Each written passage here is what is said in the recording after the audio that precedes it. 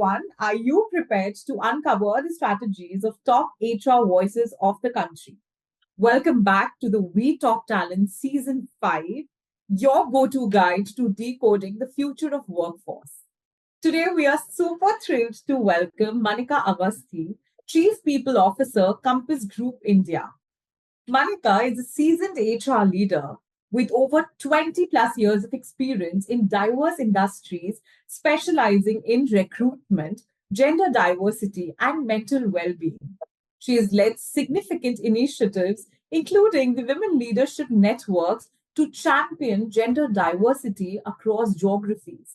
Recognized for her contributions with awards such as the Women Leadership Achievement Award and a Leadership Award in HR, Manika is also a devoted mother and an avid reader. And yes, a very dedicated Buddhist practitioner. Manika, it is so lovely to have you on the show today. Thank you so much, Soumya. I've been really looking forward to this.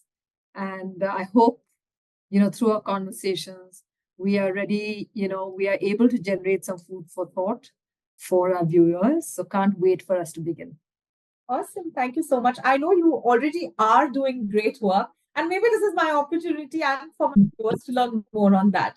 So, without any further ado, I'm going to jump into the conversation right away, Manika. Yeah. And the first question that I thought for you is, of course, we've heard so much about the DEI word and the buzzword, if I could say. So let me just start by knowing that. Could you throw some light on your DEI agenda? Absolutely. So I'm really passionate, about this. And every organization that I've worked with, I've made sure that I dedicate a piece of my time on just furthering our D&I agenda. And I've done the same for my current organization. So, D&I for us means just a lifetime of opportunities, which really is very representative of the community that we serve. Okay. So we've got certain, guidelines, or should I say pillars globally that we have. For example, we have compass ability for different labels, or we have the compass balance for gender and careers, or we have something around social mobility and ethnicity, culture, race, or just, compass pride for our LGBTQAI plus community. Now, in India, we are focused on the first two. We are, we've become, to begin with, right? Because I almost see it like a seesaw. We're still not balanced from a diversity perspective. It's not something that we are currently the only company to be facing this challenge. It is an India-wide challenge, right? Or maybe in different parts of the globe. And the first step towards D&I is for the leadership team to make it a part of their agenda. And the fact that our leaders here are so passionate about it means that I don't need to convince anyone to make it a part of our culture and who we are, as an organization.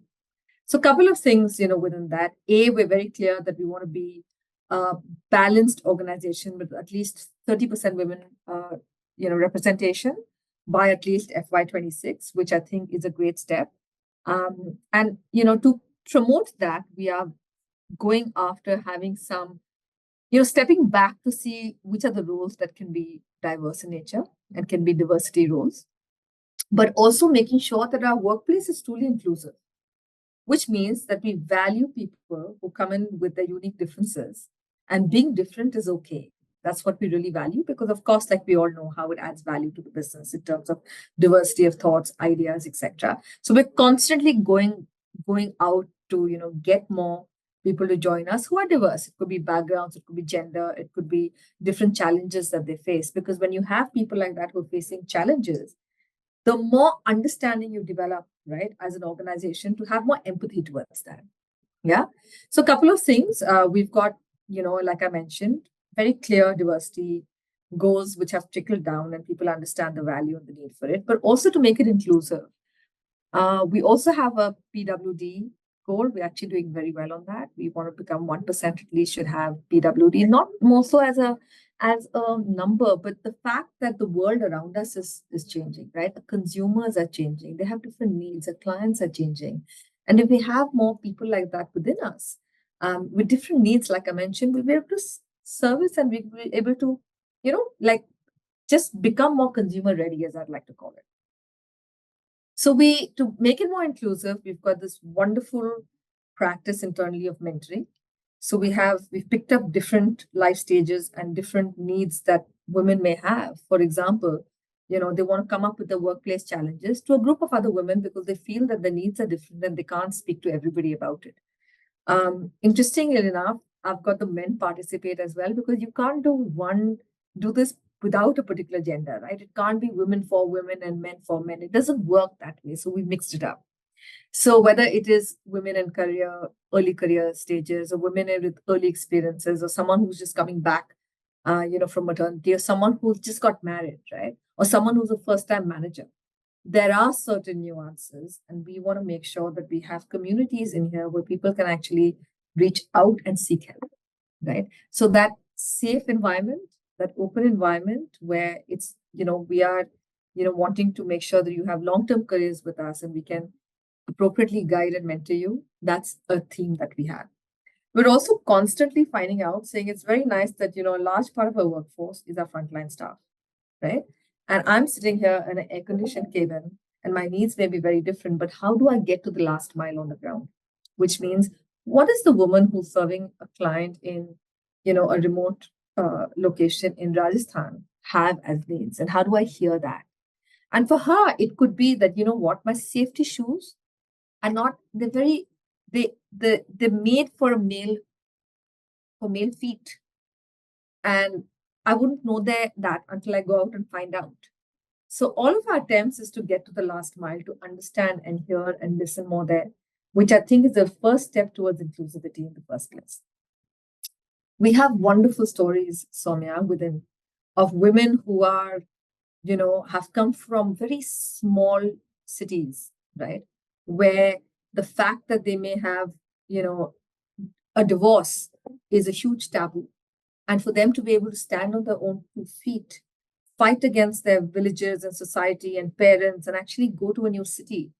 Think about somebody from a remote village in West Bengal working in Bangalore, and she is able to, kind of support her family, which is her 2 children, stand up and fight, put up a fight against, people back home, but really build a career for herself and feel that she's empowered to be able to make decisions. We've got tremendous stories out there. Women, who have really the passion and the want and the desire to get somewhere in life. This perfect example we had of somebody who just, did not have internet at home, but worked here, stayed back, and gotten through the civil services.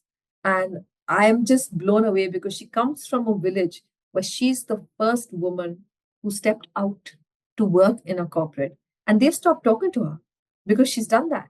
But she said, I want, when I spoke to her early on when she hadn't cracked the exams, she told me, I want to become someone. And we said, you know what, we're going to provide you with the environment where you can actually get there. And maybe something so small, can I stay back in the workplace because can I use the internet here? Absolutely. Go ahead and do that. Yeah. So some wonderful stories which really become inspiring for other women and men to hear. So much more of getting those stories out there. So getting the inspiration really lit up. And of course, we have other things like we've got more sessions where we have skill development, some specific skills that we want developed. We've got more panel discussions. Talk about things that usually you don't want to talk about. Bring it out. Let's address it. It's okay. And I think that's the environment and that's the culture and that's the D&I agenda that, as you can see, we're very passionate about. Absolutely, Manika. I think these were the beautiful anecdotes that you did put out, and so effortlessly, I must say. You guys have actually worked on a very, I would say, conducive and a very well crafted approach. I mean, you're talking about the talk, you're talking about that how DEI should be a part of the boardroom agenda. I think that's a very audacious move. You're happy to quote the number of a 30% of a women representation. And you're also highlighting for my viewers that a truly inclusive workplace says that being different is okay. What a thought. And Soumya, we have a long way to go in this. But the steps that I'm really proud about, the CPO, which is Chief People Officer, our CFO, our sales head, they're all women. So our leadership team has a good number of women who are sitting in that boardroom, right? And that in itself, see, it always starts with actions. You may Yeah. go out, say 100 things, but until you actually make that happen and show it in the workplace, That's right. that's when you know that you're making a true difference. That's when the needle is moving. And, it's baby steps, but as long as you're moving forward, it's okay. Yeah. It's okay. Absolutely. Yeah. No, that's just amazing to know. And thank you so much, Manika, for sharing that with us. That pretty much prompts me to the second part of the conversation, and this is pretty much like a watershed movement, if I would say that. Yeah. The Gen Zs, a lot of noise around that, and I would Yes. love to hear from you that what is your take on this new generation or the Gen Zs, as we say, entering the workforce in a big bang way, and how do their expectations vary or differ from the the boomers, if I could ask. Mm. I actually find it very refreshing. Can I please say that? I mean, we have about 47%, I would say, of our staff who are Gen Zs, and that's what's going to happen in India. By next year, I think a large part of the Indian corporate workforce is going to be the Gen Z. So more, I think, organizations that can recognize that and can build up the muscle to understand how and what their needs are and what they're looking for, I think the better equipped they will be to manage that talent. And today it's become like this multi-generational workforce, right? You've got the Gen Z, I've got, even on my team, I've got the Gen Zs who are looking for something very different. And I've got the Gen Xs and the Gen Ys, and maybe I interact with some baby boomers, but who have, very different needs. So I'll tell you where I find it very interesting. I find the Gen Zs are constantly, look, they're very vocal. So it starts with that. If you can create an environment where they feel that their opinions matter and that they're being listened to, I think that's the first battle that is won. They're not going to come in and work in a very hierarchical setup at all. So they're very, very advanced, from a technology perspective. And they want to work in organizations which are, they have the new technology, there's gamification, it's up to speed with what's coming up, because they want their skills to only be enhanced, right? They're constantly seekers and they're learning. The one thing is, with the Gen Zs, I find, is they're learning through new mechanisms.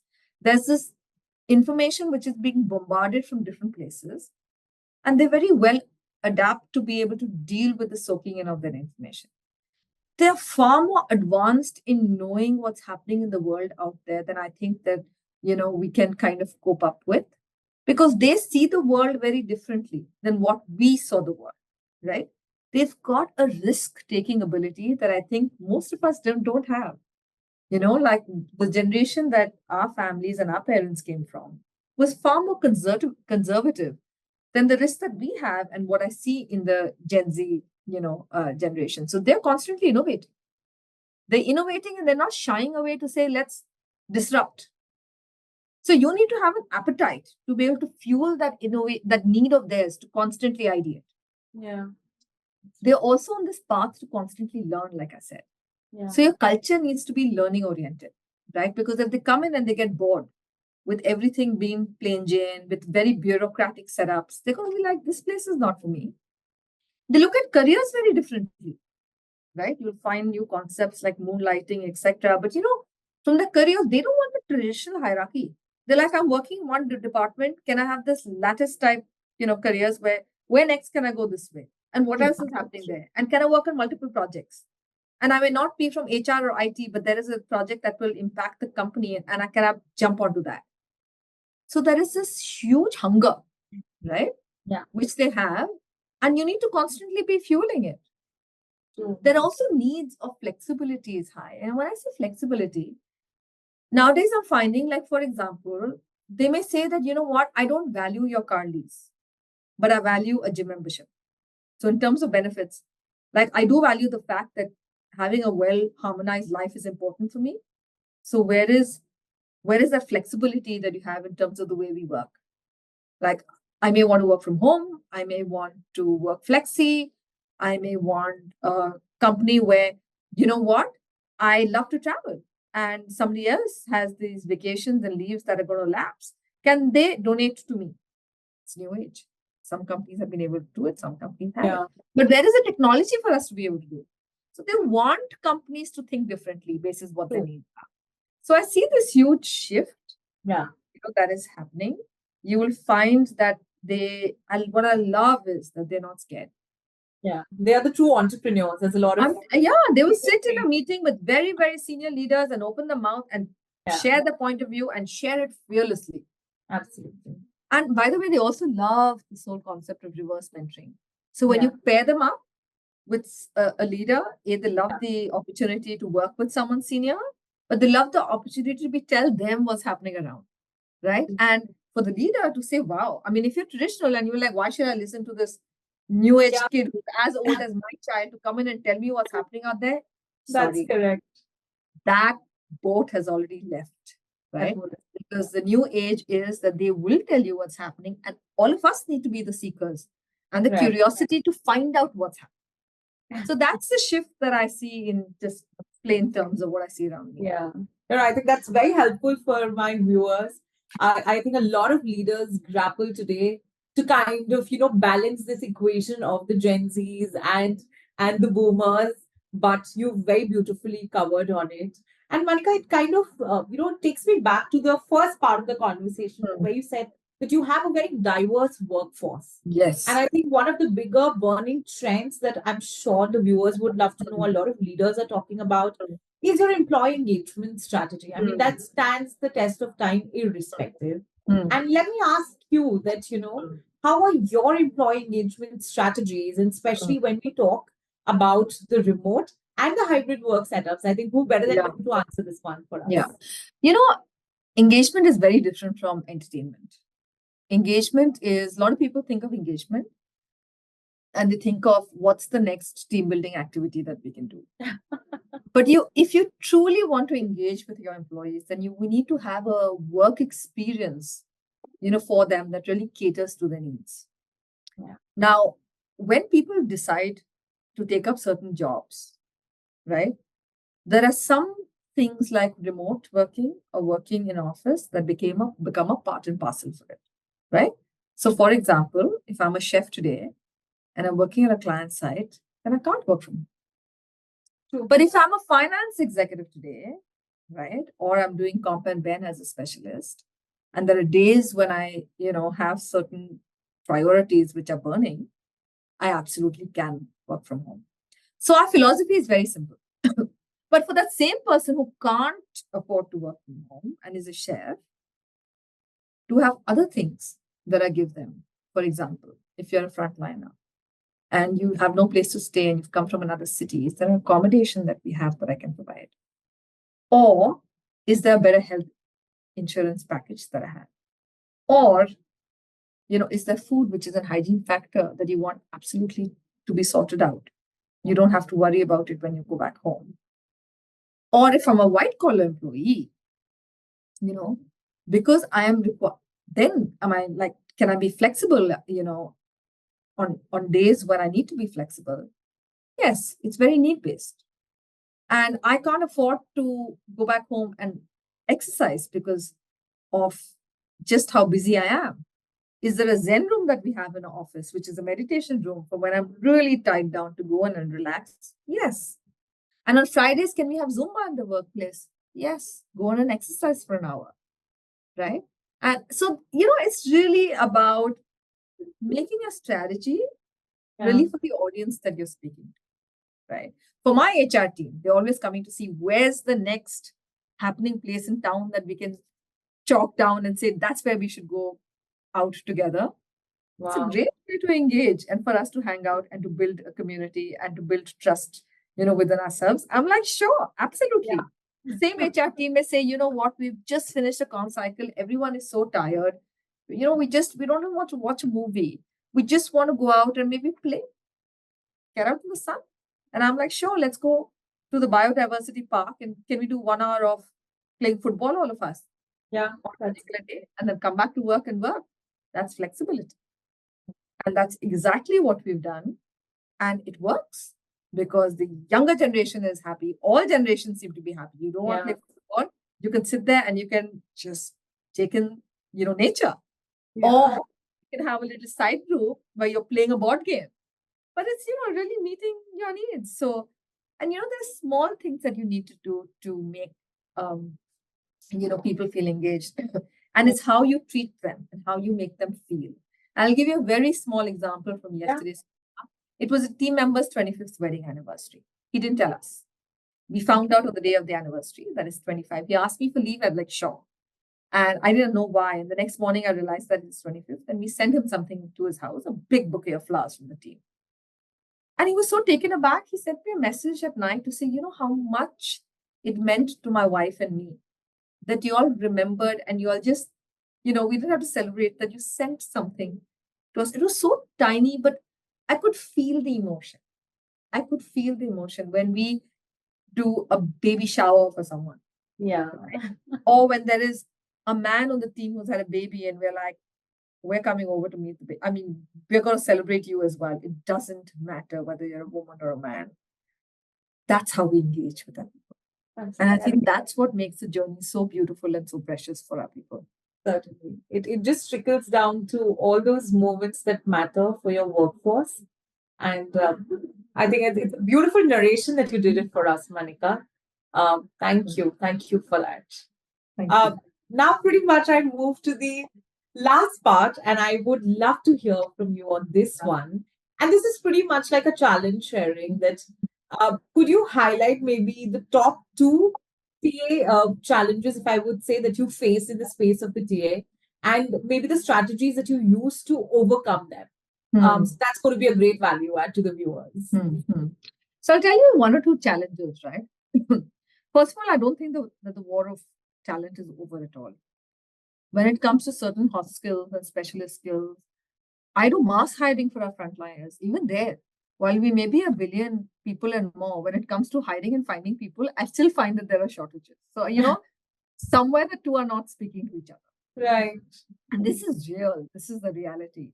You can go to any company and I'll be surprised if they say all our recruitment needs are met. No. Especially we're a highly growing organization. So I think first is just making sure that, the right skill set is there. I truly believe that instead of buying talent constantly from outside, you need to build from within. Yeah. And we've got some programs, which are actually a number of programs that are currently on, where we are focused on building from within. So for example, for let's say our operations, let's say a particular role, which is at a supervisory role, we have a step up program where we invest in about 3 to 6 months of training and get people to be ready, to take on those roles. So if they're ready and they're in the system, the next time a job opens up, we can go to this pool and pick up people, right? Or we have a graduate training program where we go to certain culinary schools and pick up talent. It's amazing to see that, after 6 months of their journey here as trainees, we've got assistant cafe managers who are ready, and 23 of them ready like that. You may think the number is small, but to run like cafes and have managers, it's not that simple. So some great programs just focused on, the build part, very strong succession and talent reviews. So we're constantly having talent conversations. And not only in India, we make sure that we're talking across APAC and ultimately across the group, which is again so powerful, right? Because then constantly keeping yourself, honest to the sanctity of the process. The other thing is that, remember, when it comes to hiring, people are not just going to come for money. And they're not only come for bonuses. The first thing is they'll come for the brand. The second thing is they'll come for the culture. And the third thing is they look at what they're going to earn. So you need to make sure that you're doing enough. And hence we are having this dialogue to make sure we're building a brand for ourselves, right? And a large part of the brand is your employees and how they feel about you, right? Yeah. The culture, are you respectful? Are you open? Are you transparent? What do you think about safety? What do you think about integrity? How are you treating people? All of that stuff. Because when you go back home and you work in a place where you're truly thriving, you will go back home and tell 5 other people who will tell 5 other people who will tell 5 other people. That's how it works. So you have to make sure that you're doing enough work. So we, for example, are doing enough you find a lot of news and a lot of things where, if you follow us on LinkedIn, you will see what we're doing in the brand space. From a culture perspective, I'm so, I almost feel blessed that culture is something that trickles down from the top. It's something which is every person in the organization is responsible for, but we're constantly having dialogues about it. We constantly are talking about how is the culture, how are people feeling. We have engagement surveys, we look at the results, we go in and have conversations face to face with our people. What is the culture, right? Where are the gaps? How do we fix it? How can we constantly improve ourselves? It is a part of all my leadership dialogues, which I think is great. And I work with, at least one or two companies where they're an icon in their own way, as far as culture is concerned. So extremely proud about that. And of course, the third is, just being up to speed with regards to where are the hot skills, what's the premium in the market, making sure that you are keeping abreast with the latest of what's happening around compensation and what's happening around, bonuses and other things, so that you have competitive, philosophy and policies around total rewards. So those are some of the things that we are doing. And that's how we're making sure that we're addressing some of our, challenges in this space. And of course, I guess when you're dealing with, large volumes, it's a lot to do with communication. It's a lot when you're that kind of a hiring where I'm adding the number that I'm hiring. You just need to make sure that you have, more avenues by which you can build. So we're looking to see how can we tie up with some of the NSDs, etc.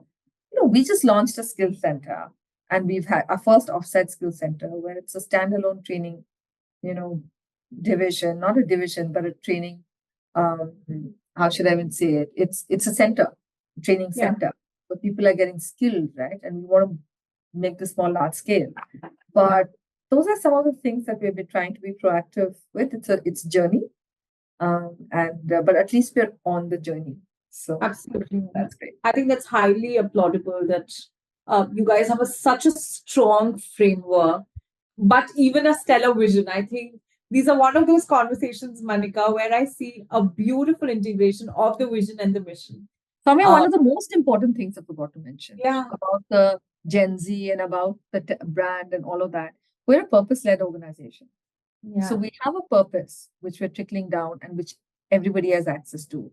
We want to shape a world out there which is, which is more happy, healthy, and sustainable. And we want to do this every single day.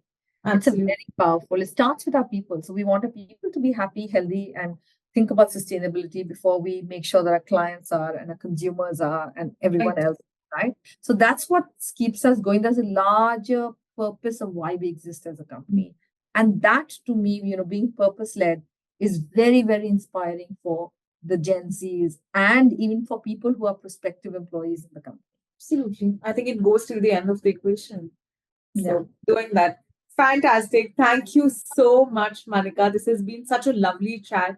I'm sure the viewers learned a lot, but really kudos to all these amazing initiatives that you guys are running at Compass Group. Okay, with that, everyone, today's episode comes to an end. I think this has been an amazing gold mine of sights for us, for you all.